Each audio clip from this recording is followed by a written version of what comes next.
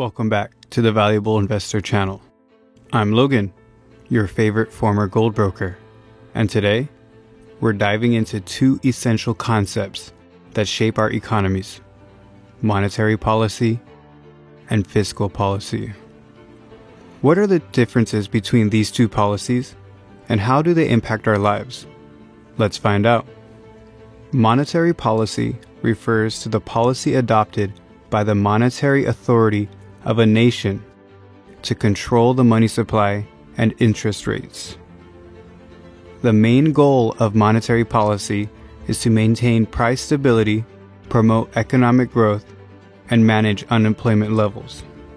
Also, they maintain to keep a general trust of the value and stability of the nation's currency. Fiscal policy is the use of government revenue collection and expenditure to influence a country's economy. This involves the government's decisions on taxation, spending, and borrowing. The primary objectives of fiscal policy are to stimulate economic growth, redistribute income, and stabilize the economy during economic fluctuations. While both monetary and fiscal policy aim to influence the economy, they differ in several ways. Monetary policy is managed by the central banks, while fiscal policy is determined by the government. Monetary policy uses tools like interest rates, open market operations, and reserve requirements, while fiscal policy involves taxation, government spending, and borrowing. Monetary policy can be adjusted more quickly, while fiscal policy changes often require legislative approval and may take longer to implement. In an ideal world, monetary and fiscal policy would work together to achieve economic stability and growth.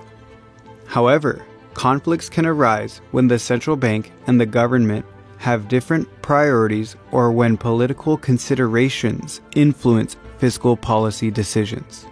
Let's look at some real-world examples to illustrate the differences between monetary and fiscal policy.